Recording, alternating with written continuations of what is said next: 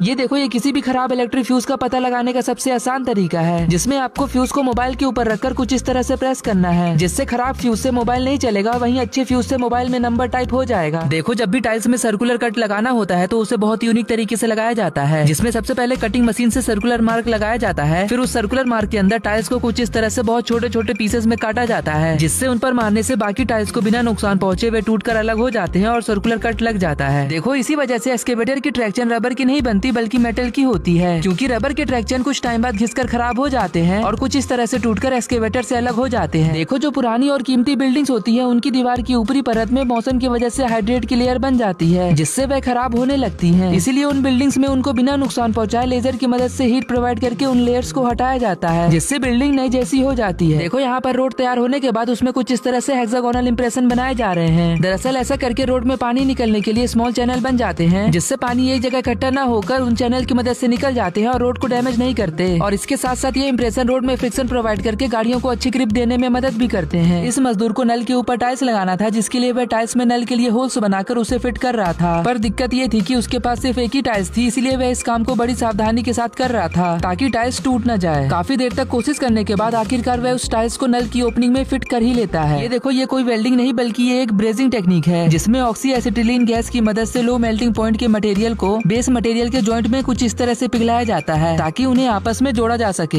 इस टेक्निक से base material को नुकसान नहीं पहुंचता और जॉइंटिंग आसानी से और काफी जल्दी हो जाती है। देखो, भुट्टे की खेती करने वाले उसके दाने को निकालने के लिए बहुत ही सिंपल टेक्निक का यूज करते हैं, जिसमें सबसे पहले वह बोतल के ढक्कन को एक साथ चिपकाते हैं, फिर उसके ऊपर भुट्टे को कुछ इस तरह से रगड़ते हैं, जिससे उसके सारे दाने आसानी से निकलकर बाहर आ जाते हैं। देखो, होटल्स में सॉस के पैकेट से सॉस को कुछ इस तरीके से निकाला जाता है, जिसमें सबसे पहले उसके पैकेट को थोड़ा सा काटा जाता है, फिर कांटे वाली चम्मच को उसमें फंसाकर उसे नीचे की तरफ किया जाता है, जिससे पैकेट की सारी सॉस निकलकर बाहर आ जाती है। देखो, अगर आप किसी एक्सकेवेटर की ट्रैक्शन पे कैमरा लगाकर छोड़ दोगे तो आपको एक बहुत ही कमाल का नजारा देखने को मिलेगा, जिसमें ऊपर वाली ट्रैक्शन आपको घूमती हुई दिखाई देगी, वहीं नीचे की चैन आपको एक जगह रुकी हुई दिखेगी, जिसके ऊपर से एक्सकेवेटर चलता हुआ दिखाई देगा। देखो, इस इंसान ने आग को जलाने के लिए क्या गजब का दिमाग लगाया, जिसमें उसने भट्टी के नीचे की तरफ एग्जॉस्ट को कुछ इस तरह से फिट कर दिया, जिसे चालू करने पर वह आसपास की हवा को उस भट्टी के अंदर फेंकने लगता है, जिससे आग काफी जल्दी और तेजी से जलने लगती है। वैसे तो डायमंड्स को मिटाने के लिए लगभग 5000 डिग्री सेल्सियस की जरूरत होती है, लेकिन ऑक्सीजन की प्रेजेंस में डायमंड के बीच के कोवेलेंट बॉन्ड ब्रेक होकर कार्बन एटम्स को रिलीज कर देते हैं, जो ऑक्सीजन एटम से मिलकर काफी कम टेम्परेचर में लगभग 700 डिग्री सेल्सियस में कार्बन डाइऑक्साइड में बदलकर वेपराइज हो जाते हैं। देखो, ये मजदूर सीढ़ी में कर्व डिजाइन बनाने के लिए बाल्टी का यूज करता है, जिसमें सबसे पहले वह बाल्टी को कुछ इस तरह से सीढ़ी के किनारे रखता है, फिर सीमेंट पेस्ट को अच्छे से उसके चारों ओर लगाकर सूखने के लिए छोड़ देता है, जिससे जब वह पेस्ट सूखता है तो एक कर्व डिजाइन बनकर तैयार हो जाता है।